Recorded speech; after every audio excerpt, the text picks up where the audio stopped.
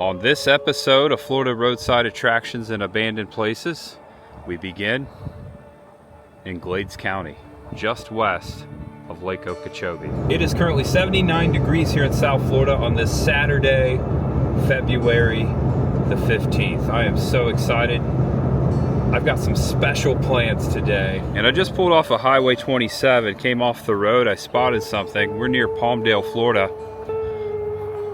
This thing just sitting out here in the brush. A very unique shape to it or design. Don't know what this is. It looks like it might be an old roadside citrus stand. There's like a bay door here. Let's take a peek inside. Okay, look at this. Whoa. All grown up. It looks like there's a door on the other side I can get in. This is really cool. Alright, I'm walking around to the other side. Check out all these flowers here. Those are unique, aren't they? Very exotic looking. What are these? You know what these are? Comment below. Oh wow. There's more over here. Check this out. What is this place? This looks like it used to be maybe a convenience store. Check this out. I think this is the bathroom. Whoa. Yep, definitely the bathroom. This isn't even the building I originally shown you. Okay. Looks like an old house. It's pretty gnarly. See some graffiti in there. Alright, so if we walk through here, there's more of those flowers. Wow, this is beautiful. Look at this. And then it opens up back here. Okay. Yeah. Wow, this is cool. Alright. Ooh. Vines. Be careful. Whoa. What the heck? This is amazing. This looks like it used to be some sort of a citrus stand, maybe? Definitely a roadside attraction. Whoa, a lot of glass. Be careful. And there's a cypress tree right in the middle. Wow, this is beautiful. Yeah, there's a big tree. Okay. This is amazing. This may have been all glass in here. This looks like an old museum, maybe? Just letting the camera roll. What a find here in the beginning of the video. This is definitely an old roadside attraction of some sort. This is the west end of the building, graffiti. Wide open door. This is insane. Comment below if you ever visited this place. Yeah, I say an old roadside attraction of some sort. Or a citrus stand. I've never seen anything quite like this. Alright, I did a little research. We are looking at Tom Gaskin's Cypress Knee Museum. And I decided to head up north on 27, just a little bit in between where we last left off in the town of Palmdale. Fish Eating Creek. I'm going to take a look at this park and this creek. Check out Smokey the Bear here. We've got a moderate risk of fire danger today. Fish Eating Creek Wildlife Management Area. And this is the Fish Eating Creek Outpost. I didn't realize this. This is a campground. I see a lot of campers in here, a lot of tents. Preserve / campground, and it looks like Fish Eating Creek. The actual creek is right over here. It's actually called Palmdale Campground. And look, Glades County is under a burn ban. No fires, very dry around here. Up to $500 for information leading to the arrest of persons illegally hunting or killing wild turkey in the state of Florida. That's not cool. This is a nice campground. It looks like they have paddling adventures, Fish Eating Creek Outpost rentals. And here's a boat launch. You can see folks rented kayaks and canoes. They're heading out into the creek. This is a really nice campground. A lot of cool tent spots behind me. What a beautiful day. Beautiful creek. Now there are alligator out there, so you got to keep your eyes peeled. And also there's a little dock out here.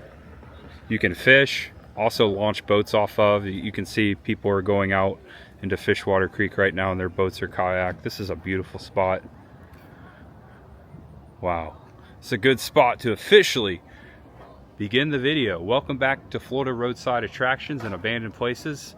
I'm Tampa J, and today I'm embarking on an expedition I've always wanted to take. I'm actually heading back the way I came, heading back west to Babcock Ranch Preserve. Among this preserve is an attraction for the ecosystem. Babcock Ranch Preserve offers several wildlife tours, and I have purchased a ticket for 25 bucks to climb aboard their Swamp Buggy ecosystem tour. I'm actually going to get on a bus and I'm going to ride it through the swamp. It looks pretty awesome. I saw an image of this several years back and I said, hey, I got to do that someday. And lo and behold, today on this beautiful Saturday, it's going down. I hope you enjoy this tour. We're gonna get there, we're gonna talk about this place, all it has to offer, we're gonna show it. I'm so stoked. Thank you for being here, everyone. This is real Florida. There's much ahead. And I am 38 miles, 42 minutes away from Babcock Ranch Eco Tours. And it looks like I'm gonna take a dirt road back to the preserve. Little off-road, that's okay. My Subaru is all-wheel drive. All right, over the cattle guard. This is how they don't get out, if you didn't know. I bet I'm the first person you've seen all day, right? You guys look like deer in headlights, but you're not in headlights and you're not a deer. We're not even on the tour yet. We're already seeing some cool things. Hello, nice calf there. Oh, a little milk, eh? Yeah, must taste good. And look at that, there's the bus tour I am going to be taking right there. Oh my gosh, I guess I'm among the preserve. There's a deer. Oh wow, look at that. I'm on my own tour already. Hello. Hi there. Nice little doe. He just jumped over the fence right there. I'm sure that bus tour got a good look at him. Whoa, look at this. I'm glad I have all-wheel drive. Check it out. All right, here I go. I made it. Nice little dam. That's kind of scary. That wasn't too bad. Some kind of equestrian event going on right here. Check this out. Wow, that's awesome. Riding horses. That looks fun. I see a lot of food too. Babcock Ranch is about a quarter of a mile up on the left.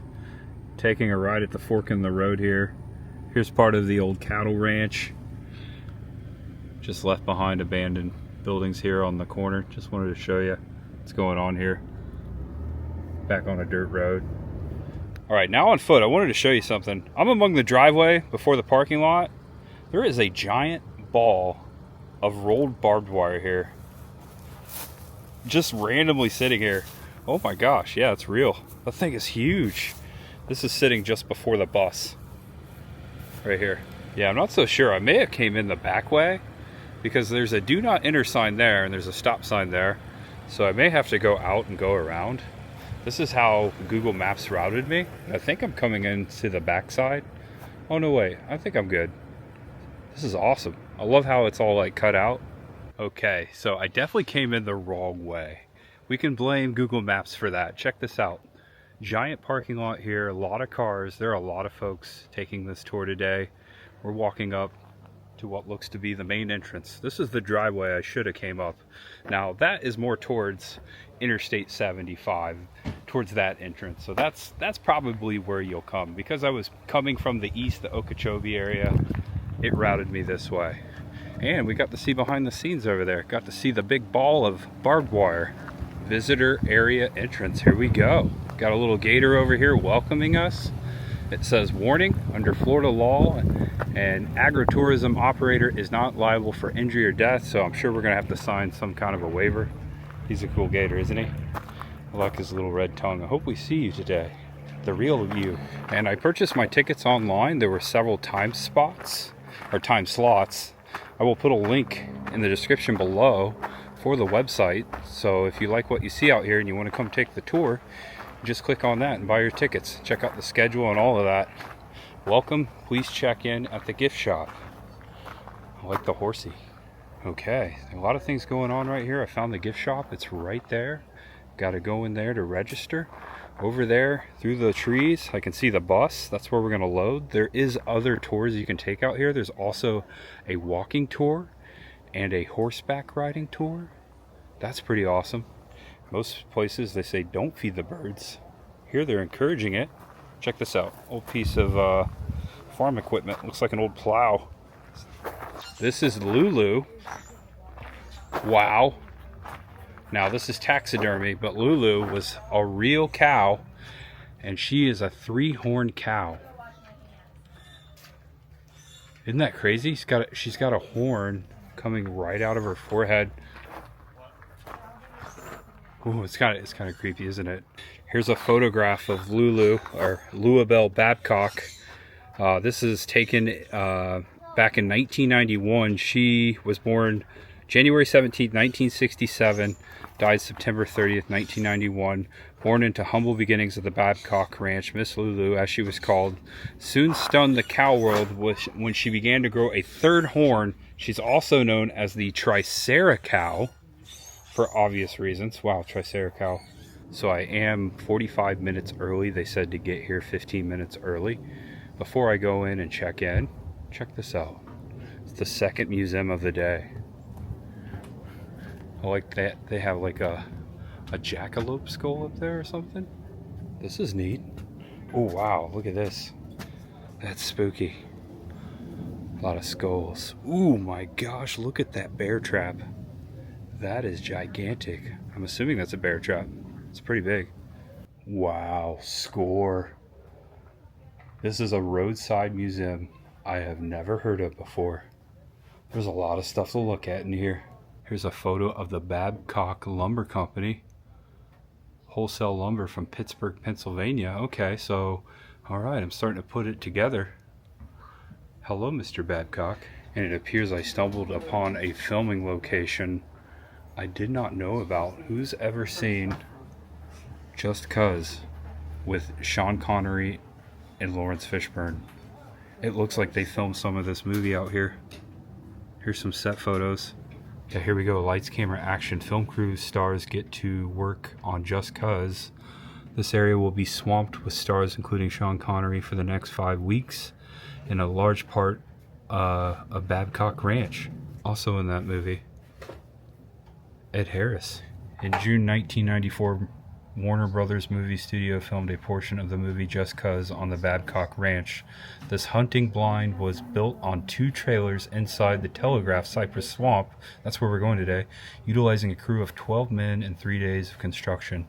After the filming, the building was taken down, transported to Miami, then rebuilt on a soundstage where several scenes of the 55-day shooting schedule were produced. The blind was again taken apart and brought back to the Babcock Ranch for your enjoyment. So I think we're standing. Oh wow. And I stepped outside so you could see the shack from the movie. That's pretty incredible. Now I want to watch it. Sean Connery, Lawrence Fishbourne, Just 'Cause. There's the poster right there. I took a picture of it. The filming location before I've even seen the movie. I like when that happens. Alright, I just made it in the gift shop. Gonna check in. Gonna get my ticket. Whoa, giant head of a bison here. Taxidermy. Okay, simple check-in. I just showed them my confirmation number, gave them my name, and they said to be out here 5 minutes prior to departure. My departure is 12:30. The bus will pull up here and they will just cross my name off the list as I will board. And they said to make sure you use the restrooms. There are no restrooms on the tour. It's a 90-minute tour. And also the only thing we can have with us as far as food or drink is water. So you can only take water. So bring your water. I have water in the car. I don't need it. I just drank a lot of water, so I'm good. But I will hit the facilities up before we get on this 90-minute tour. And it says it right here, wait here for Buggy, bottled water only. It's a nice shaded area to wait. Today it's only 80 degrees. In the summer it's going to be much hotter out here, so they got plenty of AC inside, drinks and shade and benches to wait. I'm going to wait right here. Buggy should be coming soon. Spotted a red cardinal. Look at that. Already getting wildlife. Indiana state bird right there. It's a sign. I'm from Indiana, originally. All right, I think I see and I hear. Yeah, I do. Here comes the bus. It is 12:24, right on time. Pulling into station. It's just freaking awesome. All aboard. Wow. It's an old bluebird. Folks, we're gonna board up for a great tour, 12:30 tour. All right, thank you. Yep. All right, first one on the bus. Can't sit here. I think I might sit in the back. This is incredible. This is super comfy and a nice slot, nice window here. Also, you can look over here and see out the window. It's been forever since I've been on a school bus. This takes me back. Can't sit here.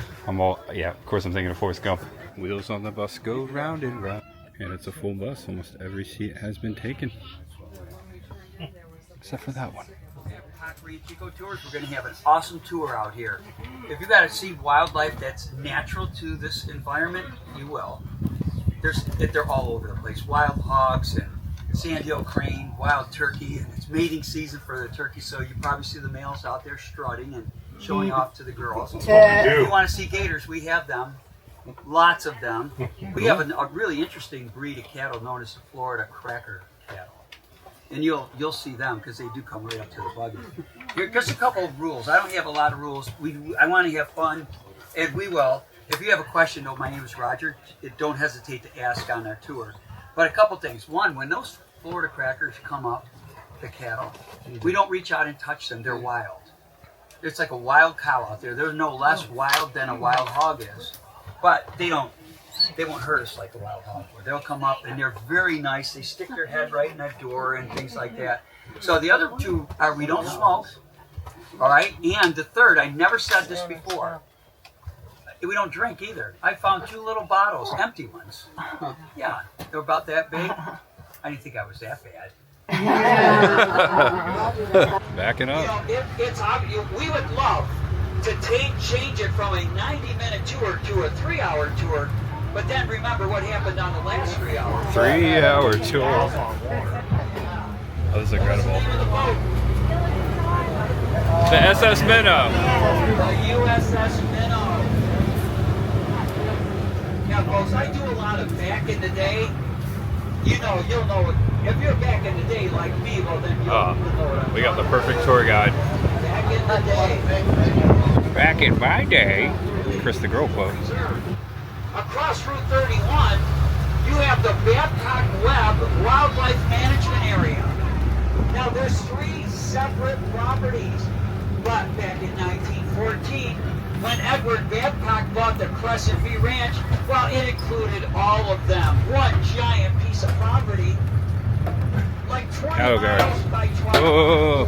That's how big it was, folks. I'll say that again. One piece of property, 20 miles by 12 miles. Wow. Now, why would he come down here and buy a piece of property so big? One is he could afford it. The Babcocks were lumber magnates. They were like one of the most well-known families Babcock's in the Pittsburgh. business. See a gator out there. There's a gator? Yeah. Oh, he's way out there. I'm going to take you to where we have lots of gators. Sandhill cranes. They build their nest on the perimeter of a freshwater marsh. They are the largest bird on our ranch. Notice that one is doing the work while the other is standing guard. They don't want to be both preoccupied with building a nest. There's predators out here. So nature tells them while one is at work, the other stands guard. Now they're just going to switch because they are lovebirds. That male is so protective of the female. She to him as well. So while they're building their nest, and they've been in this exact same location for a while, we know they're building a nest, and it's on the perimeter of a marsh. Beautiful so next month, she's going to lay 3 eggs. Now they're going to incubate those eggs for 30 days. Not only mom, but of course the mom can't sit on those eggs 24 hours a day. So what does the dad do?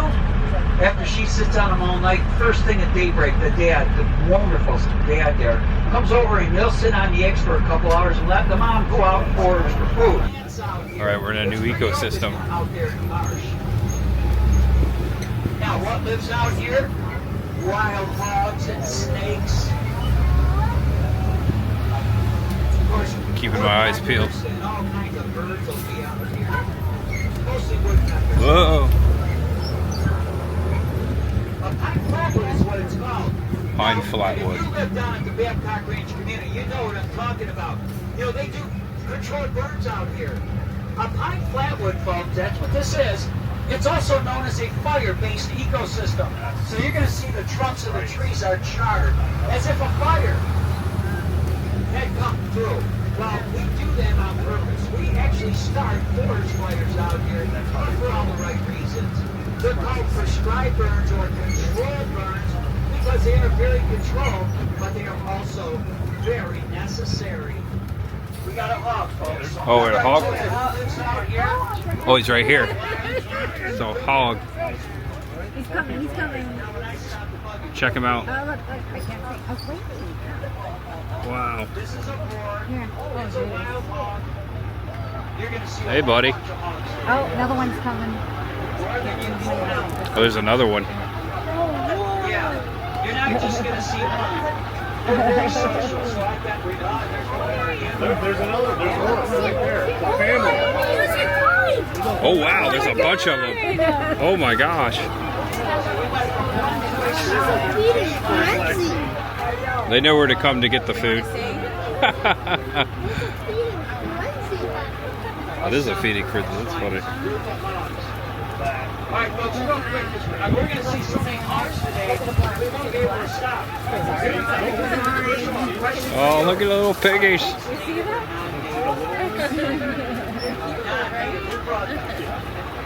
The Spanish brought the hogs and horses. The state of Florida, this was the new world back then. Hernando de Soto's over here, Juan Ponce de Leona's over here, a bunch of other Spaniards too. Every time they came ashore, they went to a different part of Florida and they started to survey the land. They did hikes out here. They all got together and they said, hey, by the way, did anybody see a hog over there? Nobody did. And they're like, well, wait a second. Gotta bring the hogs. We're going to have bacon, folks. So we're going to bring our own. That's what they did. They brought hogs to the new world. That one boatload, man. Get the corn. There he goes. They are roaming all over the place. 500,000 hogs. They That's are incredible. invasive. Pigs are one of those invasive wildlife. They're invasive, which means a negative. All right, wild hogs. See you later. Whoa. All right, already having an incredible time. I'm seeing birds and hogs. Oh, wild turkey. Right there. Female wild turkey. Don't think you think the tree of Florida called the sable palm. Some people in Florida call it the cabbage palm. The state of Florida chose that tree. I know there's 3 trees, but at different stages of life. Now the young one is closest to us. So that palm tree starts to grow out of the ground. As it does, it starts to get these palm fronds, these long, see them up there? They keep growing and growing, and as they grow, gravity pulls them down. It keeps pulling them down, and they end up snapping off. Oh. When they snap off, they leave a boot on the tree. So this was a former palm frond. As the tree grows up, it starts to drop its boots. The most senior tree has the smoothest bark. All the same tree, state tree of Florida, sable palm, cabbage palm. One thing interesting, couple things about palm trees. Palm trees are not made of wood. There is no wood in there. They're members of the grass family. Now, why would nature make them out of grass? They're in a I did not know that. where there's burning out here. Well, if they're made of grass, that means they're not going to burn down. If they're made of grass, they're not going to get blown down either. Palm trees, because they're made of grass, bend but not break when the hurricane winds blow. Yeah, that's a state tree. Florida chose it because it's a palm tree, it's native, and of all palm trees in Florida, this one will grow anywhere throughout the state. Anywhere. Other palm trees, they don't want to get too cold, so they don't want to live up in the northern part. Sable palm doesn't care. Here's the last thing about these I find fascinating. Palm trees, they grow underground 15 to 20 years before they come up. If they come out of the ground with a trunk that wide, it always stays that way. It never gets any bigger. If they come out of the ground like that, they stay that way. Look at these. We got 2 seniors out here, these smooth bark ones. and then you got a young one with a wider trunk. Yeah, and so it's the size they come out of the ground. And why? Because they're not a tree. There's no growth rings where it's going to grow. Whatever comes up, they're like a piece of grass. Grass doesn't, it just stays the same. Lived in Florida 21 years, never heard that. They sold that pine sap. It was very valuable commodity back then, pine sap.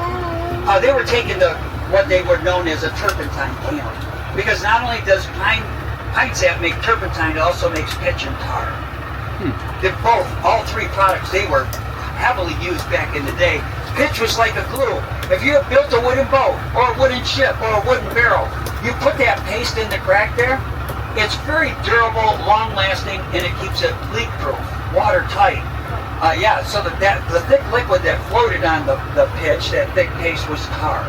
Yeah, it was done in what they called a turpentine camp. Is anybody from North Carolina? Do we have any tar heels on the buggies? Because if you worked in a turpentine camp in North Carolina, they called you a tar heel. That's where that name comes from. Oh. All right, on your left, for those folks that came out here in the late 20s to live and work for the Babcocks, 1927, 28, 29, this building was a godsend for them. They're out in the middle of nowhere. There's nothing out here in this place. So what does Edward do to keep them out here? Well, first of all, he offered free housing at $1.50 a day. That's what they were paid in the 1930s. $1.50 a day. But to keep them out here, he brought the most important services to the ranch. For example, on the left-hand side, on the bottom, was a post office. Once a month, the mail carrier comes out here, delivers letters to the people that live in this logging village one time a month. In the middle was a general store with basic grocery items. Now, you're out in the middle of nowhere. Logging is a dangerous operation. So Edward hires a doctor. Now he pays the doctor as much as the doctor would have been paid in the city. The reason being because he knew he'd have to somehow get the doctor to want to come out here, so he gave him a lot more money than a rural doctor would be paid. Plus he asked him to do a lot more. For example, he would treat injury or illness to the best of his ability. But people have bad teeth. They get abscessed tooth, they have cavities and such. Well, the remedy back then was to pull it. No dentist, you went to the doctor, he would do it. Now, back then, hard work out here, those men were sore every now and then. They would want a hot bath and a haircut and shave. But there wasn't a barber, so who'd you go to? The doctor also. There was a doctor that would give a man a haircut and shave. He was the barber. He also helped deliver babies. He would also serve as the undertaker. So if a family member passed away, he'd prepare the body for burial. He basically lived out here. He was 6 days a week, caring for just the 200 men, women, and children that lived here. Doctor, dentist, barber, midwife, and undertaker. There's a dentist chair on the porch. Now, there was a school teacher that lived upstairs. So if you had children, it was the Depression. If you got a free house, you earned $1.50 a day. You had access to a doctor and a dentist and a grocery store and that kind of thing. And a teacher, well, then that made it worthwhile for you to give it a shot out here in this very remote area. The school teacher lived upstairs on the far right. Oh, we got a battle down here.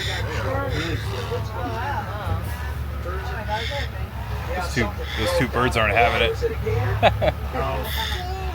There's a gator right there. Oh, there is a gator. Oh yeah, look at that. Let's see. Gators ahead. It's hard to make him out. Oh, he's right down there, yeah. Alright, we're going back to this creek here. Check it out. Old bridge. This is the same creek that I crossed in my car earlier. Okay, there's gators. Check it out. There's some more back here. They're all over the place. Dude, I just crossed this creek in my car. Oh, there's one over there on the bank. Whoa, gators in the wild. Yeah, fish.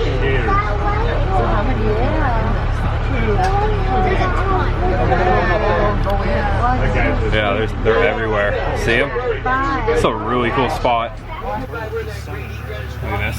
A gator ate a cottonmouth, a venomous snake. But I tell you what, that cottonmouth on its way down must have took because that gator was struggling. It was a good-sized gator. You could see the snake, but I think the snake was able to bite it. And the gator was hurting. But they have anti-venom in their blood. Rarely will a venomous snake kill it. Gator, gator, gator, and the birds are just chilling. Alligators. This is really cool. We're on the other side. Wow, check this out. It's like a dam. Water's kind of coming through right there. Gator right there. Now you're going to see a whole bunch of small gators up here on the left. There's a reason for that. Oh, there are small They're gators small, over here. And they're big. Big gators, besides eating fish, turtles, frogs, snakes, venison, pork, beef, raccoon, they eat each other. They are cannibals. Yeah, so these little ones. I didn't know gators were cannibals. The big guys out there. Check out the egret. Watch out, buddy. Whoa, scaring them off.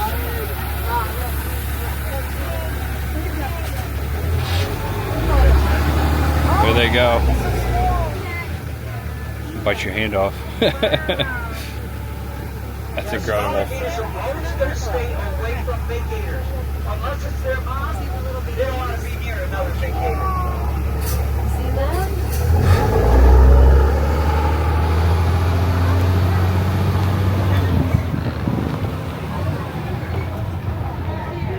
Oh, deer, right there. There's a doe. Oh, there's two. There you go. And she's acting like she doesn't know. I wonder if it's one of the deer that we saw on the way in. You know I've got one. Come on, come and get it. Oh, they're gonna come up. Don't go down by the gators. No, don't go that way. Come this way. This way, this way. See a deer? He's gonna come eat the corn now that we're leaving. He knows the drill. Or she knows the drill. We got more pigs. The invasive species. Feeding them corn. Uh-oh, a little fight there. Oh, that's a fun time. Now, I think it's a little more wobblier back here because I'm behind the wheels in the back of the bus. Probably a smoother ride towards the middle or towards the front. But it's pretty shaky back here.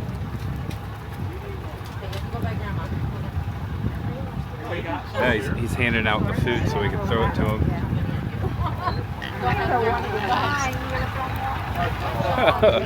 This is awesome. Uh-oh.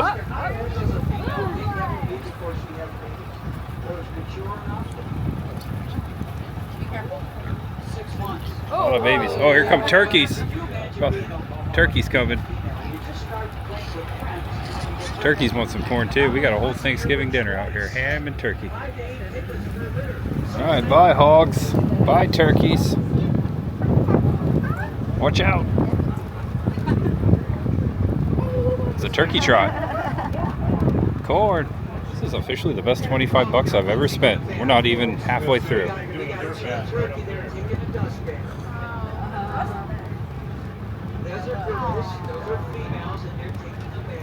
Oh, they're taking a bath.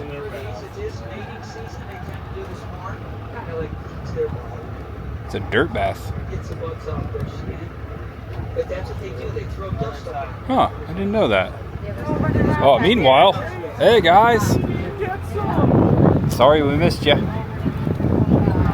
The two hogs of Babcock. Talking about the Spanish moss. We call it that because that's what the Native Americans first called it. We kept that name. Even though it's not from Spain, it's not a moss. Now, why would the Native Americans call that Spanish moss? Because it's neither of those two things. Pirate's beard. When the men came ashore, the Spaniards, back in the 1500s, they had these long draping beards that kind of looked like that. So the Native Americans said, you know what? Your beard looks kind of like that plant. So we're going to call it Spanish moss. They're back. That name's stuck ever since. Spanish moss. The pirate's beard. Alright, we got cattle. These are females. They're called hens. Ladies. Oh, wow. Alright, they know what's going on here. Florida cracker cattle. Big bull right here. Alright, question number 2. Are cattle native or not native? Not native. They're not. Yeah, green bits, okay. Spanish brought them too. Nope. They weren't here until Juan Ponce de Leon brings a boatload of cattle. That's cool. These are known as the Florida Cracker. Why? Because they are bloodline descendants of the first cattle introduced to the New World. Back in 1521, Juan Ponce de Leon, he brought a boatload of cattle. Well, he brought his own beef. That's what he did. He brought his own beef. Hey, bud. One other animal. No bull, right? Uh-oh. Watch out. Take a guess. What's another common animal? Horses. Pigs, cattle, and horses all were brought here by the Spaniards. Those who It's a steer. One steer, and one bull among 38 cattle. Oh, this is incredible. Hello. Everyone's getting corn-fed today. Yeah, folks, we don't process them. They live their whole lives out here. All right. What is our goal of having them? It's a no-kill farm. To make sure that their bloodline will stay intact. They're preserving their bloodline. That's really nice.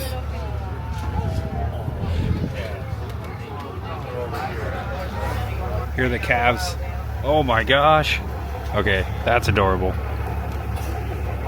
Hello, Moo. Oh, all right. Into the palmettos. Whoa. More pigs. Careful. Ho, ho, ho. Wilbur. All right, we're gonna head into the swamp. Not permanently, but there is a beautiful tree that can. It's the wild cypress, the other tree that the Babcock's harvested. But this first crossing of the swamp is known as a telegraph crossing. Telegraph crossing. All right, I got a couple stories to finish. Oh, because there's a telegraph line. Now, it was an incredible invention. It made long-distance communication a whole lot faster and easier. Telegraph You can Swamp. send electromagnetic pulses over those wires, long and short, SOS. A whole lot faster than to walk, get on a horse, to go see what you want to go. Now those lines are very special.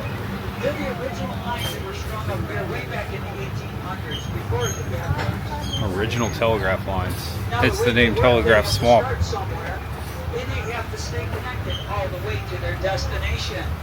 Those wires, believe it or not, they started in northern Florida, near the Georgia border, and they went all the way to Havana, Cuba. Non-stop the whole way. All the way to It's Havana. dry season. Whoa, now I'm getting wobbly. Whoa. Oh, wow. Wow. Felt like I was on the backlot tram tour. Universal Studios Hollywood. Cypress Swamp here. It's these trees that tall. Yeah, see all the cypress trees? All right, now we're gonna get wet. Whoa. Oh my gosh. Hold on to the camera. Whoa, watch it. All right, we're getting wet. They're not a tree. Now they'd like to be a tree, but they never will. Those are roots. Those are the roots growing. Whoa, look at that lake. All right, we're out. We just came that way. Oh yeah, that was fun. Oh, more deer over here. Wow, right in the road. Check it out. The telegraph. What an incredible invention that was. Long distance communication, so much faster than otherwise. Again, you're going to have to get on a horse. If it was somebody that you want to talk to across the ocean, of course you got to get on a boat. Well, once the telegraph was invented, that wasn't necessary anymore, because the telegraph could actually go across the ocean. So those telegraph lines happened to go from northern Florida to Havana. Now they go up in trees on land. They went through the center of Florida from Lake City, right down the center. They went right through the property where you see them today. That's not just pretend. That's where they were. Once they got down to the Caloosahatchee River, Go on, you just shouldn't be here.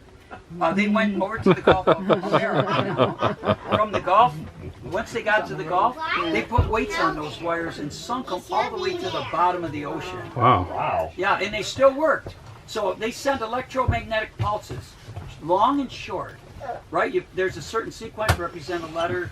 Letters make words, words make sentences, all the way to Havana, and it worked. It was a huge success. Here's how they came in handy. Cuba in the 1800s was under Spanish control, right? Spanish controlled the people of Cuba, and Philippines too. No, you don't belong here.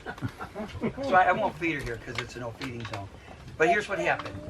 There was a lot of unrest. The people of Cuba were revolting against the Spanish government. They wanted the United States to get involved. Now the telegraph had been already working quite well since 1867. This was 1898. There's so much turmoil going on. The United States decides to send a USS Maine into the Havana harbor just to kind of monitor things in Cuba. Well, on February 15th of 1898, somebody blew the USS Maine up. 200 sailors perished in that event. Today's February 15th. How did the United States government hear about it? They went right through this here. Yeah, they went out, so it went to northern Florida. There was an office from northern Florida all the way to Washington. So now they hear that the USS Maine was blown up, 200 sailors perished. The United States declares war on Spain. About a 4.5 months, short-lived war. The United States defeated Spain, the people of Cuba, and as part of the deal, the Philippines got their independence. Yeah, so the telegraph wires are quite famous. Yeah, that Spanish moss too, that long draping plant, I said it was a result of the first automobile recall in all of America. Very early on, because that grows real full and thick. You rip it out of the tree, put it in a pillow, you got yourself a very nice stuffing. It's free, organic fiber that's used to stuff pillows, mattresses. At the very same time they were doing that, Henry Ford decides to stuff his early Model T car seats with it. Yeah, but if you know Spanish moss, the closer it gets to ground, or if it hits the ground, and those strands they'll grow 20 feet and they'll touch the ground. Usually when it's on the ground, it gets infested with a little biting insect called a red chigger. It's like a mite. It's so teeny and little, you can't see it, but you can feel it. So as these rich folks, because that's who bought Model T cars early on, they bought these Model T cars. They're driving around, showing off that, hey, look at me, look at look at me in my Model T car. Look what I can afford. Well, the whole time they were getting their behinds bitten. They complained to Henry Ford. Now remember, he has an estate here in Fort Myers. They complained to him. They go, hey, Henry, the car's great, but something in your seat is biting the heck out of us. He goes, you know what? I apologize. I didn't realize that little red chigger lives on that. So you know what you need to do is bring your cars back to me. I'm going to replace the stuffing in your car seat. He did, and it was truly the first automobile recall. Wow. Yeah, it's a true story. Spanish moss. Yeah. We're taking a little field trip. Gonna go see a giant cypress tree. Check this out. Dude, this is like a Florida wildlife safari. Yeah, the mom? Yeah. This is so much fun. Who's he gonna see? Not that dull brown turkey, the female that can blend in the background. No, the male's right out there with all the color. That's who the predator's going to go after. But that's how Mother Nature works. She will always favor the female. Us men, we just have to accept it. That's the way it is. So the swamp is incredibly dry right now. He's explaining. It's dry season. Check out all these cypress trees.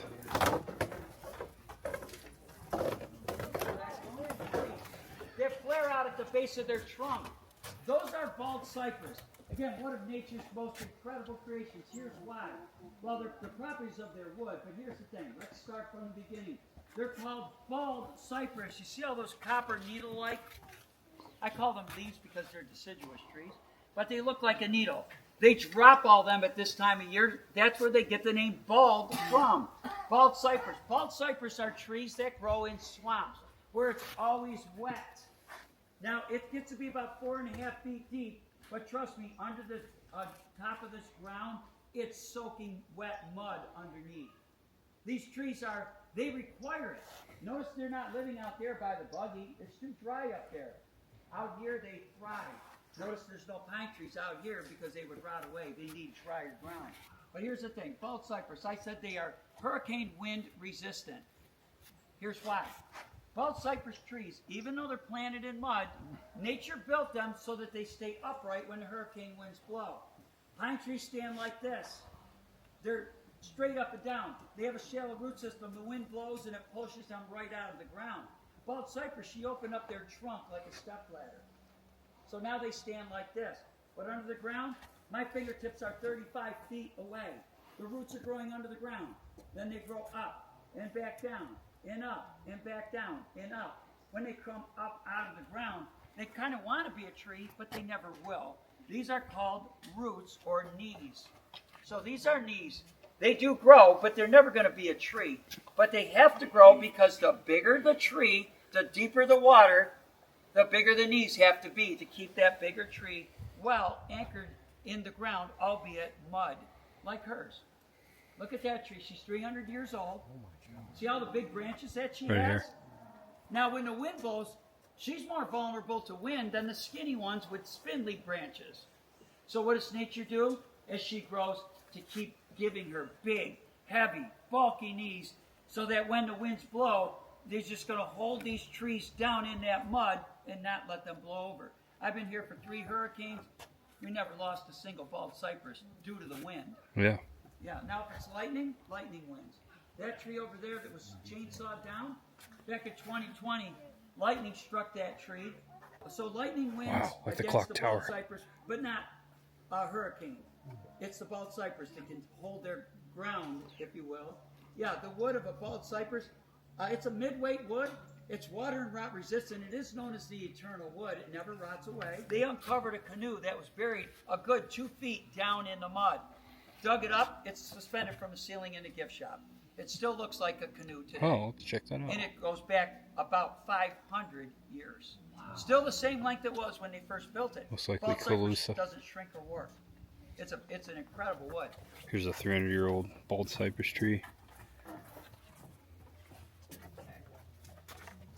Beautiful. Look at that. Tour guide's very awesome. He said that we could walk out to the end of the boardwalk where the tree fell over it, take a look before we head back. Look at all these trees out here, all these bald cypress. Here's the end of the walk. Yeah, so this tree was struck by lightning and it fell over right here across the boardwalk.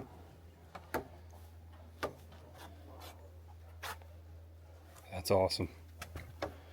Not awesome that it happened, but shows you how powerful Mother Nature is. This is the best $25 I ever spent. The tour guide is incredible. I've learned so much stuff, not just about what's going on out here, but in Florida in general. I've been taking these tours in Florida for years. It's one of the best ones. I'll have to leave a nice tip. I would have paid $50 for this.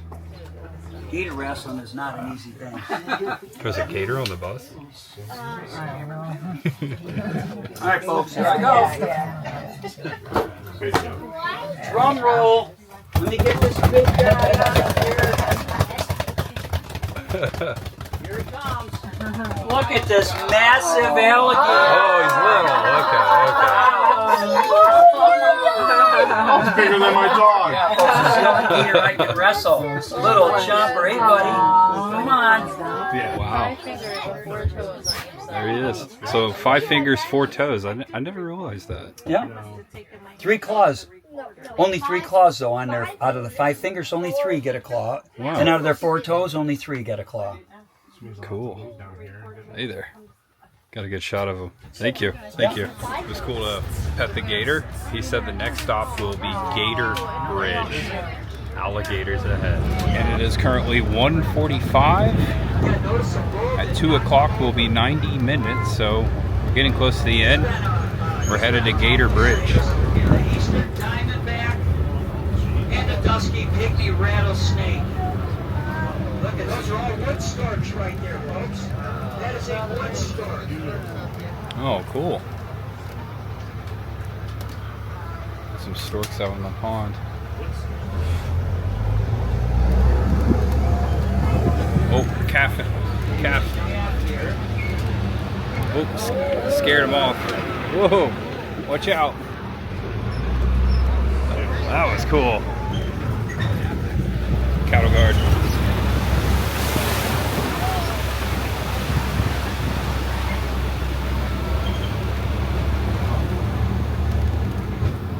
Now, if you want to see the panther that we have, it's a family-friendly documentary.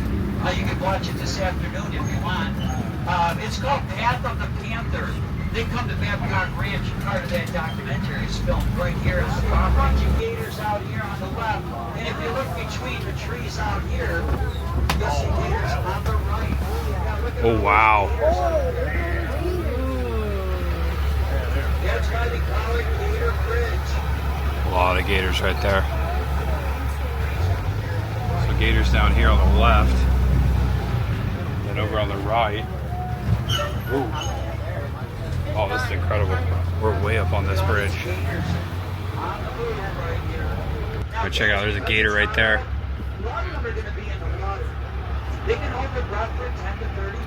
There's one. Don't do a cannonball. Oh, stork.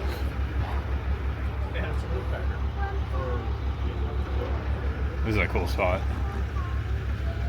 Oh, I see gators over there. There they are.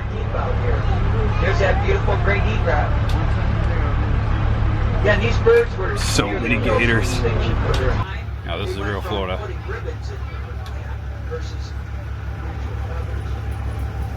See all the gators? There's a littler one in the water to the left. Look at the bridge through the back window. That's the way we came. Coming over here to check us out. Oh, gator. One right over here. Check out the egrets. Watch out for the gators. I may have already said it. They dip their toes in the water. At the same time they dip their toes in the water, that fish will dive forward. Dip their toes, reach down and grab them. That's what they do. Tiny. Let's see if this one does it. It's an old wooden bridge.